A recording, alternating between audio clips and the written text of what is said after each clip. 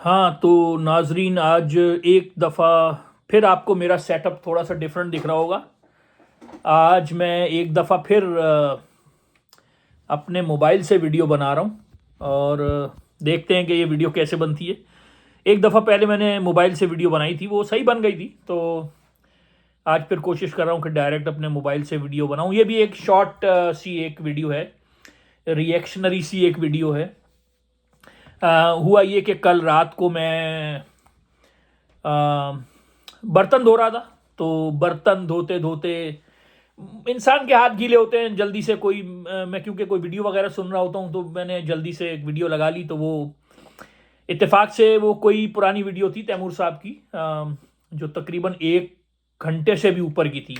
को मेरे ख्याल है 1.5 घंटे की वो वीडियो थी, जिसमें जिसमें वो क्या कर रहे हैं कि फ्रेडरिक नीचा की बहुत सारी जो किताबें हैं उसमें से वो मुख्तलिफ उसके सेंटेंसेस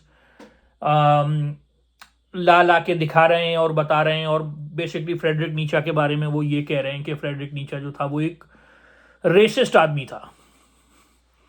और बहुत सारी बुक्स में से उन्होंने उसके बहुत सारे पैराग्राफ्स निकालकर, सेंटेंसेस निकालकर ये साबित किया उन्होंने कि देखिए जी, फ्रेडरिक नीचा जो था वो एक हद से ज़्यादा रेसिस्ट आदमी था, बहुत ही ज़्यादा वाइट सुपरमेसिस्ट था, बहुत ही ज़्यादा वो एरिस्टोक्रेसी को सपोर्ट करता था, बहुत ही ज़्यादा वो पावर का गुलाम था।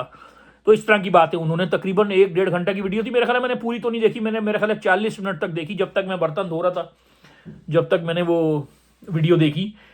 तो मैंने सोचा कि यार मैं, और फिर मैंने उसको थोड़े से नीचे जाके उसके कमेंट्स भी देखे, तो बहुत सारे लोग ये कह रहे थे कि सर आपने हमारी आंखें खोल दी सर, हमें पता नहीं था कि नीचे ऐसा आदमी था वैसा आदमी था। तो मैंने सोचा कि मेरा ख्याल है कि तैमूर साहब ने फ्रेडरिक नीचा की एक साइड दिखाई है।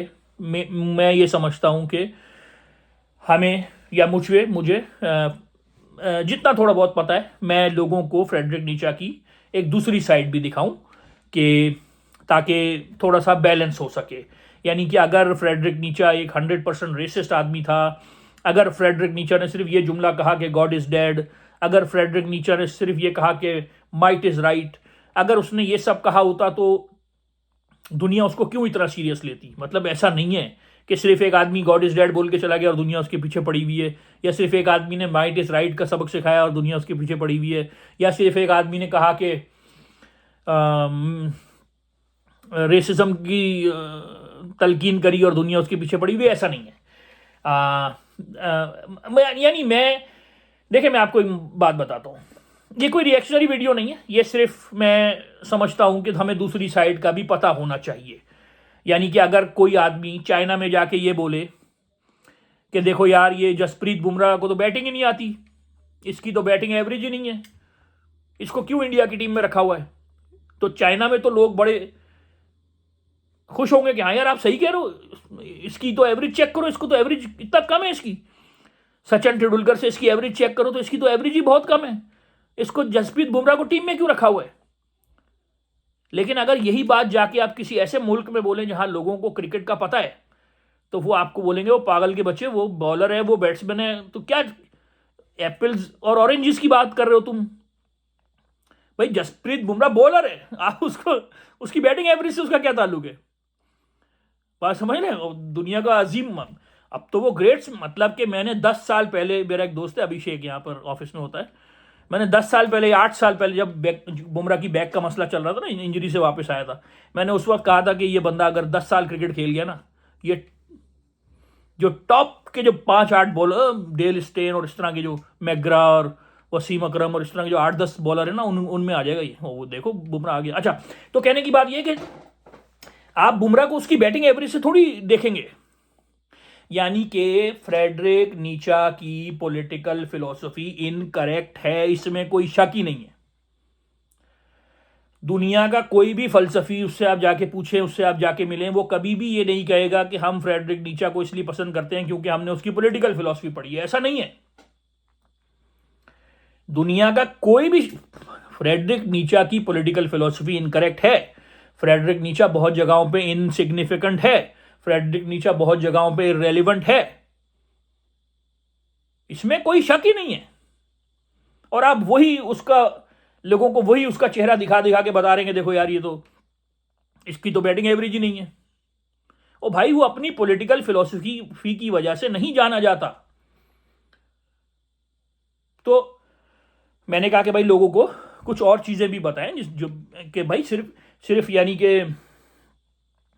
यानी कि मैं थोड़ा सा हैरान होता हूं कि आप बार बार वीडियोस बना रहे हैं कि फ्रेडरिक नीचा पॉलिटिकली इनकरेक्ट था, फ्रेडरिक नीचा रेसिस्ट था, फ्रेडरिक नीचा वाइट सुपरमेसिस्ट था, फ्रेडरिक नीचा एरिस्टोक्रेटिक था। मुझे आप बता दें पूरी वेस्टर्न सिविलाइजेशन में कौन सा राइटर गुजरा है जो रेसिस्ट नहीं था? बात समझ रहे? यानी वो कौन सी फिल्म थी आमिर खान की, वो रंगीला में वो बोलता है अबे किसको दे दिए जो तू रह गया है। यानी वो को पैसे मांगने आता है ना, वो बोलता है किसको दे दिए जो तू रह गया है।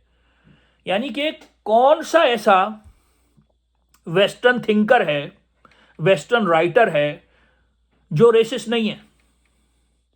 कौन सा थिंकर है जिसने ओरिएंटल्स को बुरा नहीं बोला, अरब्स को बुरा नहीं बोला, इंडियंस को बुरा नहीं बोला, चाइनीज को बुरा नहीं बोला?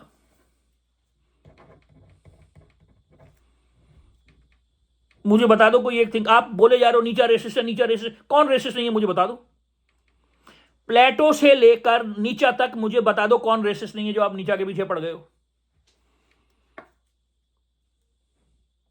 मैं चैलेंज देता हूं, कौन सा बड़ा थिंकर है जो रेसिस्ट नहीं है, जिसने अरब्स के बारे में, मुसलमानों के बारे में, इंडियंस के बारे में, चाइनीज के बारे में, अफ्रीकन के बारे में गाल गलोच नहीं करी, बुरा नहीं बोला, जो आप बार बार नीचा के पीछे पड़ गए हो? कौन सा हेगल रेसिस्ट नहीं है? भाई या तो आपने ओरिजिनल टेक्स्ट नहीं पढ़ा फिलोसोफर्स का, क्योंकि बहुत सारे जो ये एकेडमिक फिलोसोफर्स होते हैं ये कोर्स की किताबें पढ़ते हैं, पेज 80 से पेज 90 तक प्लेटो, पेज 90 से 100 तक एरिस्टोटल, तो ओरिजिनल टेक्स्ट नहीं। या तो ये वजह हो सकती है, या अगर आपने पढ़ा हुआ है तो फिर आप इंटेलेक्चुअल डिसऑनेस्टी कर रहे हो। आप बताओ कि भाई सारे रेसिस्ट थे, इसी तरह नीचा भी रेसिस्ट था। भाई हेगल रेसिस्ट नहीं था? हेगल ने गालियां नहीं दी अफ्रीकन को, हेगल ने गालियां नहीं दी चाइनीज को, हेगल ने तो जानवरों से बुरा कहा है अफ्रीकन को, उनको इंसानों की हिस्ट्री में शामिल नहीं किया उसने।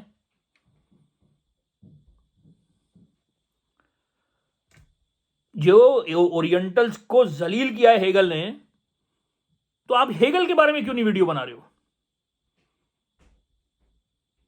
यानी मेरी समझ में नहीं आया कि ऐसा क्यों हो रहा है कि एक ही बंदे को आप पिक करे जा रहे हो। हेगल ने पूजा करी है सीजर की, हेगल ने पूजा करी है अलेक्जेंडर की, हेगल ने इन सारे ताकतवरों की पूजा करी है। हेगल ने हिस्ट्री को स्लॉटर बेंच बोला है, उसकी फिलॉसफी ऑफ हिस्ट्री पढ़ने आप, उसने स्लॉटर बेंच बोला है जहां पर ये वर्ल्ड हिस्टोरिकल मैन गरीबों को कुत्ते की तरह काट के रख देते हैं। सीजर ने लाखों इंसानों को, बेगुनाहों को मारा, अलेक्जेंडर ने लाखों बेगुनाहों को मारा, और हेगल ने उनको वर्ल्ड हिस्टोरिकल मैन बोला और बोला कि हिस्ट्री रैशनल है। हिस्ट्री को स्लॉटर बेंच बोल के हेगल ने रैशनलाइज किया, ताकतवरों का साथ दिया, और बोला ये ताकतवरों की जो वर्ल्ड हिस्टोरिकल मैन होते हैं इनके पैशंस पे ये दुनिया चल रही होती है, और उसको रैशनलाइज किया, हिस्ट्री को स्लॉटर बेंच बोल के रैशनलाइज किया। हेगल पे तो वीडियो नहीं है आपकी कोई।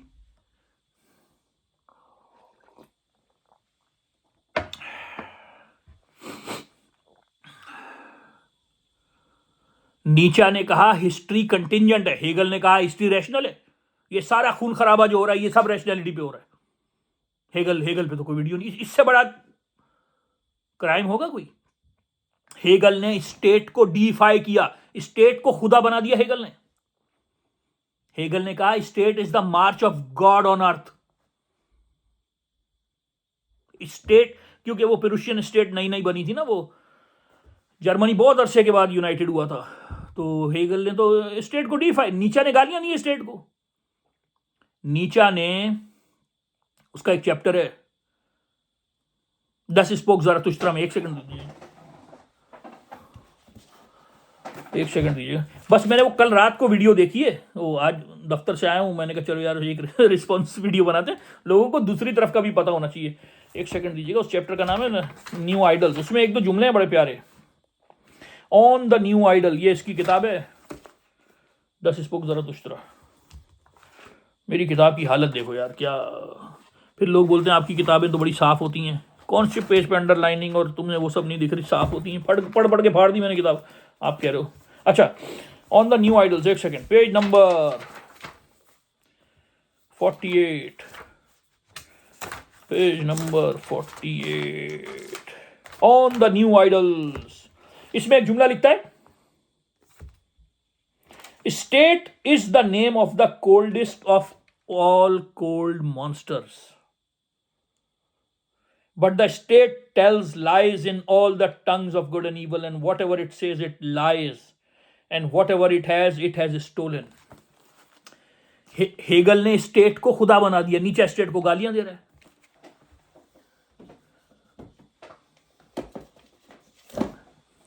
आपने हेगल पर तो कोई वीडियो नहीं बनाई। हेगल ने हिस्ट्री को स्लॉटर बेंच बोला, जस्टिफाई किया सब लोगों के मरने को, रैशनलाइज किया। नीचा ने कहा हिस्ट्री कंसिस्टेंट कंटिंजेंट है। हेगल ने स्टेट को डिफाई किया, खुदा बनाया स्टेट को। नीचा ने कहा नहीं, स्टेट पे तो लानत है, state is the coldest of all the cold monsters. तो हेगल कम रेसिस्ट था। मेरी समझ में नहीं आया कि आप सिर्फ नीचा पर वीडियो क्यों बना रहे हो। देखिए, मैं आपको एक बात, मैं जब ना इस तरह से बात करता हूं, नीचा के फेवर में कोई बात कर रहा होता हूं या उसको सपोर्ट करने के लिए कोई बात कर रहा होता हूं, तो लोग समझते हैं शायद मैं हेगल का कोई दुश्मन हूं। मैं हेगल का दुश्मन नहीं हूं। देखिए, मैं पहली बात तो ये बता दूं, मैं किसी वेस्टर्न फिलोसोफर को फॉलो नहीं करता हूं, मैं पढ़ता सबको, ठीक है, ये बात सबको पता होनी चाहिए। मैं अगर किसी के बारे में कुछ बोल रहा हूं तो इसका ये मतलब नहीं है कि मैं उससे उसकी पूजा करता हूं। मैं पढ़ता सबको, इनमें कुछ चीजें हैं जो अच्छी होती हैं, मैं उनको पसंद करता हूं। बाकी इन जनरल मैं किसी भी फिलोसोफर को पूरा फॉलो नहीं करता हूं। मैं आई एम नॉट अ नीचियन और अ हेगेलियन और अ मार्क्सिस्ट। और इस तरह से जब मैं कभी बातें करता हूं, लोग समझते हैं कि मैं को हेगल के खिलाफ हूं। देखिए, हेगल बहुत बड़ा थिंकर था, इसमें कोई शक नहीं है। हेगल, चलो हेगल के एक दो हेगल की तारीफ में एक दो बातें करते हैं, लोग समझते हैं शायद मुझे कोई हेगल से दुश्मनी है। भाई, ये ऐसी बात नहीं है। देखिए, मैं आपको एक बात बताऊं, हेगल जो है ना, हेगल मेरा ख्याल है कि सबसे पहला वेस्टर्न फिलोसोफर है जिसने हिस्टोरिकल कॉन्शियसनेस की बात करी। ठीक है, हेगल से पहले किसी ने हिस्टोरिकल कॉन्शियसनेस पर काम नहीं किया था, इसमें कोई डाउट नहीं है। ये बहुत बड़ा स्टेप है हेगल का। उसने, देखिए, हम एक हिस्टोरिकल प्रोडक्ट है। हम हमारा फैमिली, हमारी लैंग्वेज, हमारी सोसाइटी, हमारी सिविल, हमारी क्लास, ये सारी चीजें हम पर असर डालती हैं। We are a historical product. तो हिस्टोरिकल कॉन्शियसनेस में सबसे पहले सबसे बड़ा काम हेगल ने किया, इसमें कोई शक नहीं है। इसके बाद नीचा ने भी किया, नीचा ने भी बहुत बड़ा काम किया हिस्टोरिकल कॉन्शियसनेस पे, लेकिन सबसे पहले हेगल ने किया। तो ये बहुत बड़ी बात है, ठीक है। ये कोई क्रेडिट हेगल से नहीं ले सकता।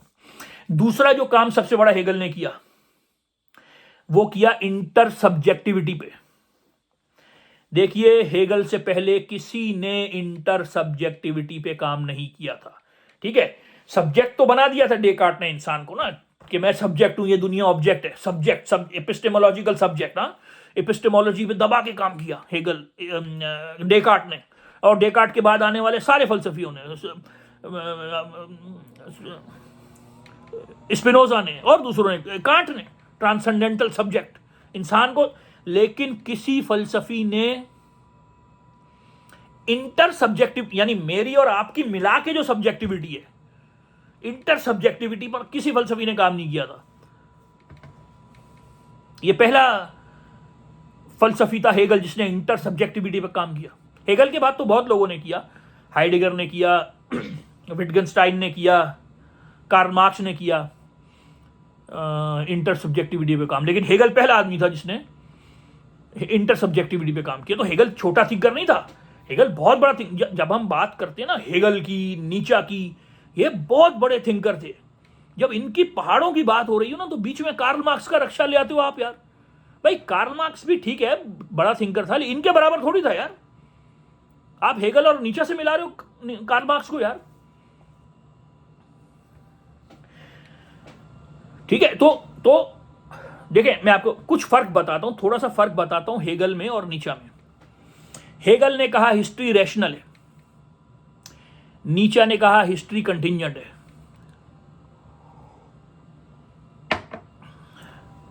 यानी कि नीचा को, यानी हेगल की हिस्ट्री जो है वो नेसेसिटी बेस्ड है ना, नेसेसिटेरियन। नीचा नफरत करता है नेसेसिटी से। नीचा ने कहा हिस्ट्री कंटिंजेंट है, हेगल ने कहा रियलिटी रैशनल है, नीचा ने कहा रियलिटी अब्सर्ड है।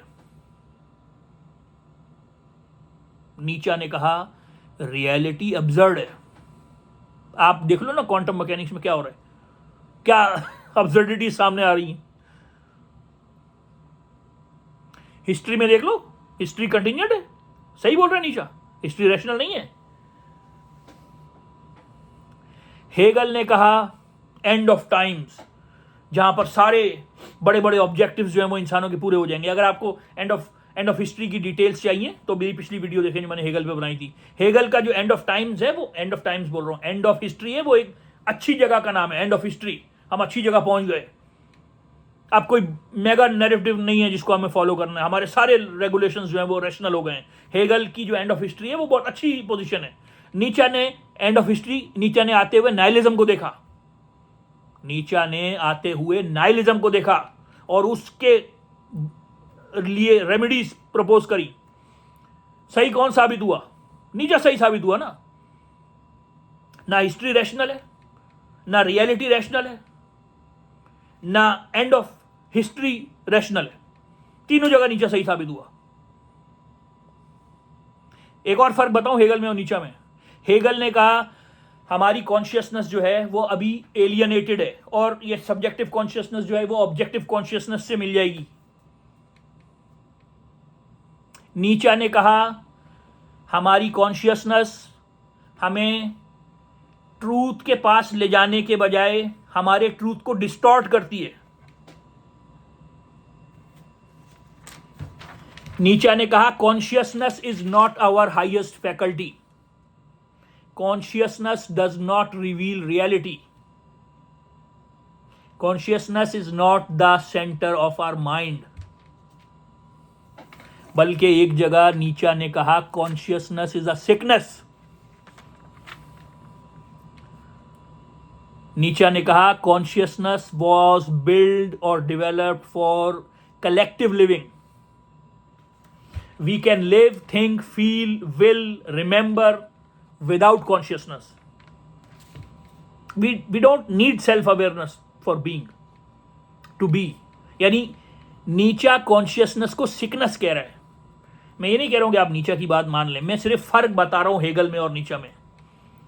हेगल क्या कह रहा है, कॉन्शियसनेस सबसे बड़ी फैकल्टी है ना हमारी, सब्जेक्टिव और ऑब्जेक्टिव कॉन्शियसनेस एक हो जाएगी और फ्रीडम का जो ये सफर है और रैशनैलिटी का जो ये सफर है और गाइस्ट जो है वो सेल्फ अवेयरनेस हासिल कर लेगी। नीचा कह रहा है कि कॉन्शियसनेस को इतनी बड़ी चीज नहीं है, कॉन्शियसनेस को सिकनेस बोला नीचा ने। Consciousness did not evolve for truth, it evolve for communication. जब एक इंसान को दूसरे इंसान से डील करनी पड़ी, उसके लिए कॉन्शियसनेस डेवलप हुई है हमारी। कॉन्शियसनेस को कितना नीचे ले आया Nietzsche. Consciousness and our language grow together, यानी एक दूसरे से डील करने के लिए कॉन्शियसनेस डेवलप हुई है भाई। कॉन्शियसनेस का रियलिटी से कोई ताल्लुक नहीं है। कॉन्शियसनेस हमें रियलिटी दिखाती नहीं है, हमसे रियलिटी छुपाती है। वो कह रहे हैं हमारे जितने एक्सपीरियंसेस होते हैं ना वो बहुत रिच होते हैं, वो बहुत पर्सनल होते हैं, वो बहुत यूनिक होते हैं, लेकिन जब हम उसको कॉन्शियसनेस में लाते हैं यानी लैंग्वेज में लाते हैं वो बर्बाद हो जाते हैं, खत्म हो जाते हैं, वो हम कम्युनिकेट नहीं कर पाते उनको।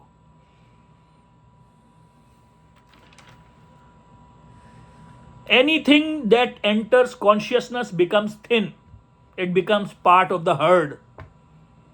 ये कितनी डीप इनसाइट्स हैं यार कॉन्शियसनेस के बारे में। मुझे बताओ और किसी फलसफी ने इतनी डीप इनसाइट्स दी हो कॉन्शियसनेस। मैं ये नहीं कह रहा हूं कि इसको मान लो, लेकिन आप मानो तो मानते तो मैं किसी को नहीं हूं, लेकिन आप डेप्थ देखो ना इसकी, कहां तक सोचा इसने।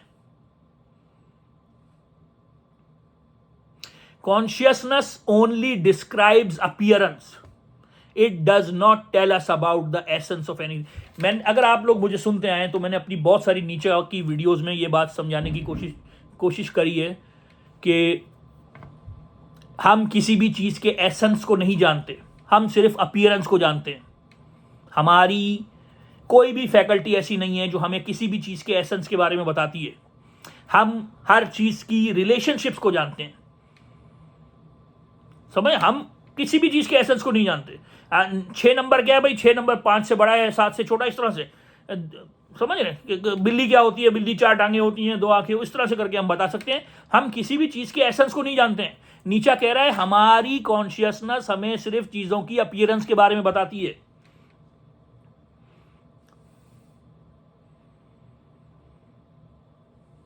कांट ने भी तो यही कहा था ना, थिंग इन इटसेल्फ। उसको दूसरे तरीके से नीचा कह रहा है हमारी कॉन्शियसनेस चीजों को, रियलिटी को डिस्टॉर्ट कर देती है।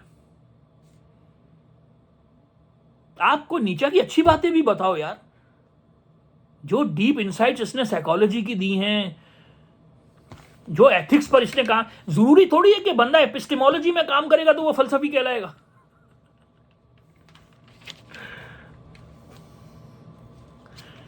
हम हर चीज की सिर्फ रिलेशनशिप्स को जानते हैं, हम किसी भी चीज के एसेंस को नहीं जानते। कॉन्शियसनेस, नीचा कहता है consciousness is the source of all horrors.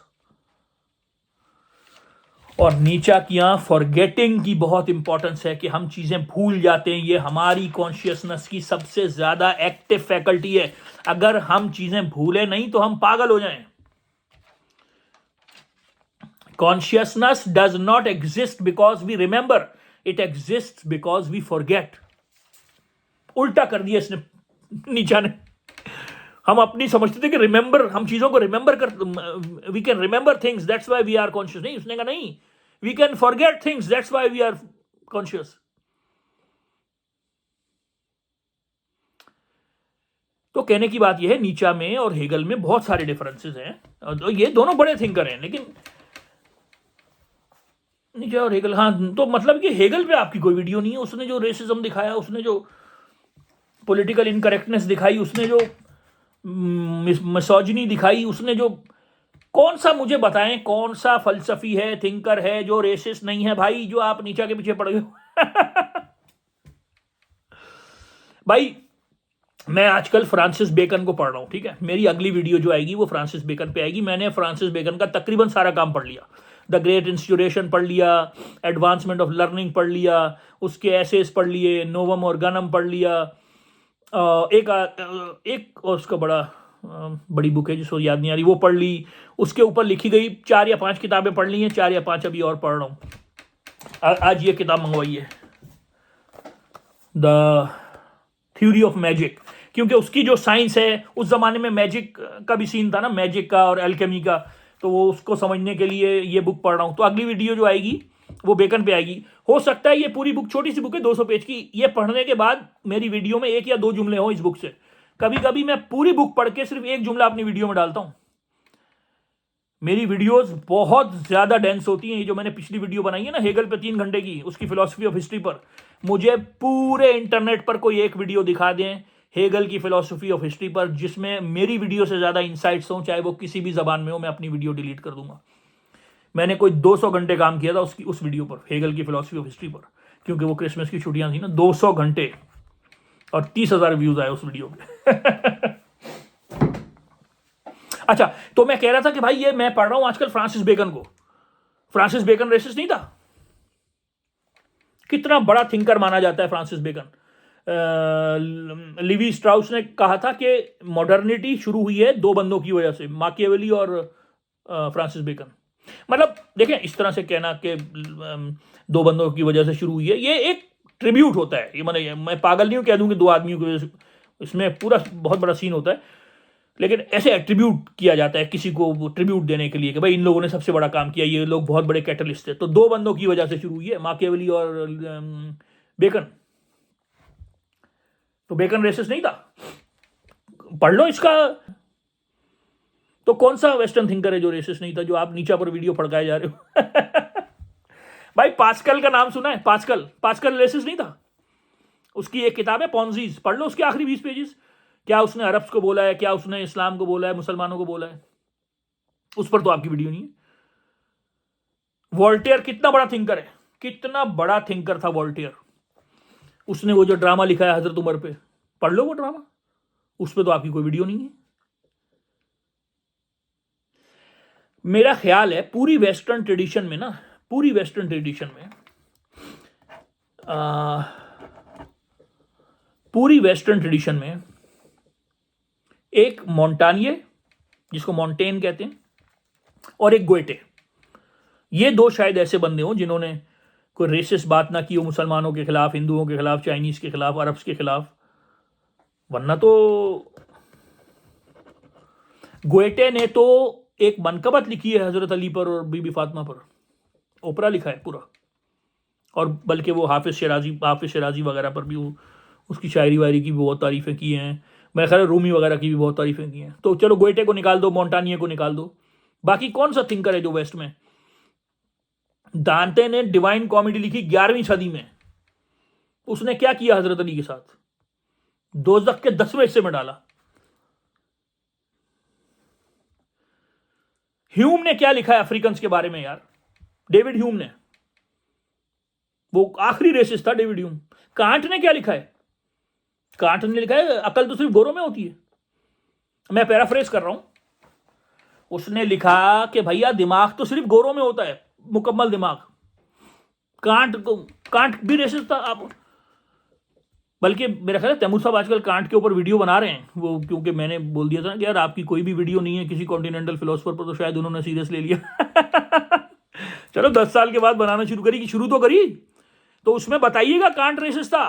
मैं देख नहीं रहा हूं, लेकिन अगर आप नीचा पे रेसिज्म का इल्जाम लगा रहे हैं तो कांट पर भी लगाइएगा। कांट रेसिस्ट था, रूसो रेसिस्ट नहीं था भाई, शेक्सपियर रेसिस्ट नहीं था। ज्यूस के बारे में उसने क्या क्या लिखा है? मुसलमानों को गायब भी कर दिया मेडिटेरेनियन में से। हाइडेगर रेसिस्ट नहीं था, नाजी सलूट करता था। मतलब मैं कहना यह चाह रहा हूं भाई, मुझे कोई एक थिंकर बता दो जो रेसिस्ट नहीं था। कौन रेसिस्ट नहीं था जो आप नीचा पर? भाई ये सारे रेसिस्ट थे, पहले होता ही ऐसे था, यही तरीका था भाई। ये तो अभी जाके पॉलिटिकल करेक्टनेस और ये सब आई है, वरना सब रेसिस्ट थे। मैं समझना चाह रहा हूं कि यार नीचा पर नीचा को इतना स्पेशल ट्रीटमेंट क्यों दिया जा रहा है?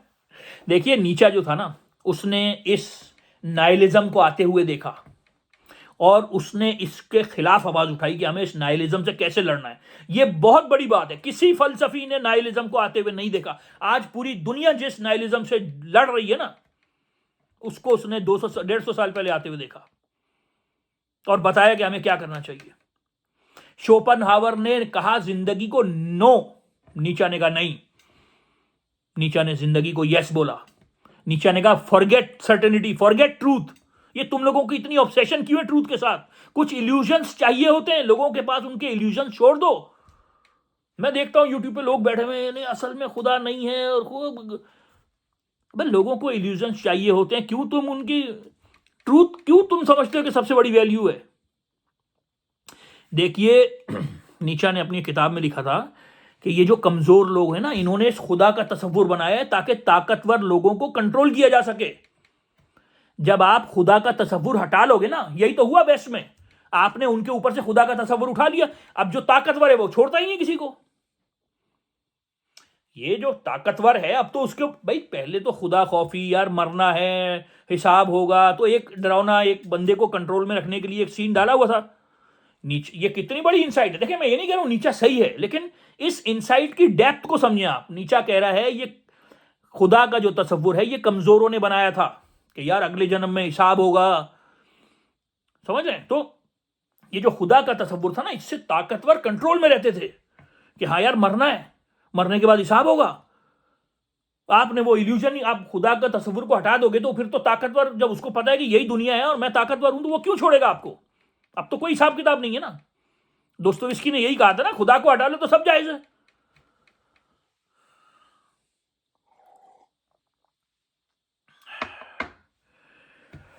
नीचा ने आपको प्रैग्मेटिज्म सिखाया। नीचा ने कहा पहले थुसिडिडीज को पढ़ो, बाद में प्लेटो को पढ़ो। नीचा का फेवरेट राइटर था थुसिडिडीज। थुसिडिडीज ने क्या कहा है? War is the father of all. देख लो क्या हो रहा है, अमेरिका जब जो चाहे ताकतवर जो चाहे करे, जिस पे चाहे हमला करे। ये western civilisation out of control है। ये मैं अपनी जो लोग मुझे सुनते हैं उनको मैं बता चुका हूं, ये कानून वानून सब किताबी बातें, ये सब पेपर पे। मैं 2 साल से, ये जब से मैंने यूट्यूब चैनल शुरू किया है, मैं आज ये सब नहीं बोल रही, डेमोक्रेसी ये सब कमजोरों को कंट्रोल करने के लिए मैकेनिज्म्स बनाए हुए हैं। ये हाई कोर्ट, ये सुप्रीम कोर्ट और ये सारा ताकतवर के आगे ये सब कुछ नहीं है। कोई कानून ताकतवर फॉलो नहीं करता। इसका यह मतलब नहीं है कि मैं ताकतवरों के साथ हूं, मैं कमजोरों के साथ हूं, मैं सच्चाई के साथ हूं, मैं जुल्म के खिलाफ हूं। लेकिन सिर्फ आपको रियलिटी बता रहा हूं कि रियलिटी यह है। तो सिडिडीज ने कहा war is the father of all. नीचा पहले शोपेनहावर को पसंद करता था, फिर वो उसके खिलाफ हो गया। नीचा पहले साइंस को पसंद करता था, फिर वो उसके खिलाफ हो गया। नीचा पहले मॉडर्निटी को पसंद करता था, फिर वो उसके खिलाफ हो गया। नीचा पहले वागनर को पसंद करता था, फिर वो उसको खिलाफ हो गया। नीचा इज ऑन द मूव। नीचा अपनी कन्विक्शंस को अटैक करता है। नीचा सिर्फ कैरेक्टर फॉर्मेशन की बात करता है। नीचा सिर्फ करेज की बात करता है, जस्टिस की बात नहीं करता, सिर्फ करेज की बात करता है। नीचा आपको बताता है कि किस तरह से इस अबिस को आंख में आंख डाल के देखना है। ये जो अब्सर्डिटी ऑफ एग्जिस्टेंस है, इससे किस तरह से लड़ना है। तो मतलब आप नीचा को ऐसा स्पेशल ट्रीटमेंट दे रहे हो। देखिए आज तक ये जितने ये जो एकेडमिक्स है ना, एकेडमिशियंस, जिस तरह से जॉन एलिया को पाकिस्तान के जो हल्के थे ना शायरों के, उन्होंने कबूल नहीं किया। लेकिन जैसे ही सोशल मीडिया आया, जॉन एलिया वो फट के सामने आया है कि दुनिया हैरान हो गई कि भाई ये कौन था भाई। सोशल मीडिया का नंबर 1 शायरी जॉन एलिया है, आप नहीं रोक सके उसको। वैसे आपने उसको जिंदगी में कॉर्नर किया, लेकिन जैसे ही सोशल मीडिया आया, जो सबसे बड़ा शायर बन के सामने आया वो जॉन एलिया था। इसी तरह आज तक ये जो एकेडमिक फिलोसफर्स है ना, इनसे नीचे हजम नहीं हुआ, आज तक नहीं हुआ। वो बस वो ये जॉन डुई वगैरह अमेरिका में जो प्रैग्मेटिस्ट थे, उन लोगों ने थोड़ा सा जॉन को, और ये फ्रेंच एग्जिस्टेंशियलिस्ट वगैरह, इन्होंने थोड़ी सी इज्जत दी। वरना आमतौर पर ये एकेडमिक फिलोसफर्स ने जॉन नीचा को इज्जत ही नहीं दी। लेकिन क्या हुआ, पूरी दुनिया में नीचा नीचा हो रहा है भाई, आपके कहने से थोड़ी होगा। तो मैं पहले भी कह चुका हूं, जहां पर हेगल की बात हो रही हो, जहां पर नीचा की बात, वहां पर कार्ल मार्क्स का रक्षा लिया। तो भाई कार्ल मार्क्स बड़ा फलसफी था, लेकिन उसकी इतनी डीप इनसाइट थोड़ी नहीं। ठीक है, वो क्लास कॉन्शियसनेस वगैरह, लेकिन असल जो कॉन्शियसनेस पे काम किया है हेगल ने, हिस्टोरिकल कॉन्शियसनेस ने, नीचा ने कॉन्शियसनेस पर जो काम किया है, जो इनसाइट्स उसकी हैं,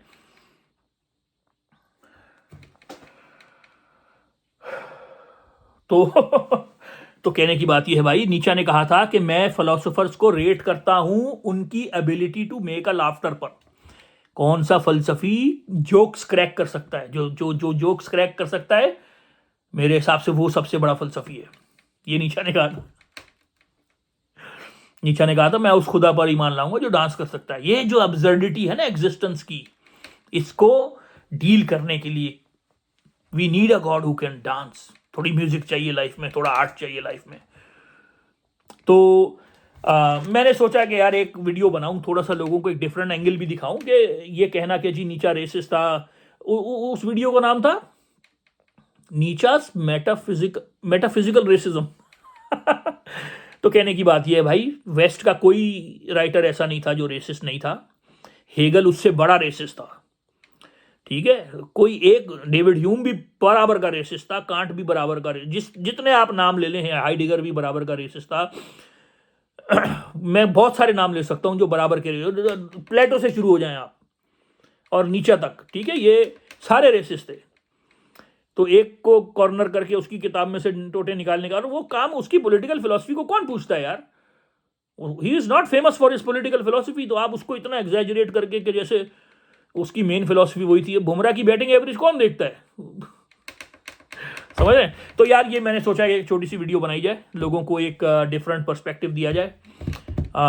चलें जी, अपना ख्याल रखिएगा। Thank you, peace out.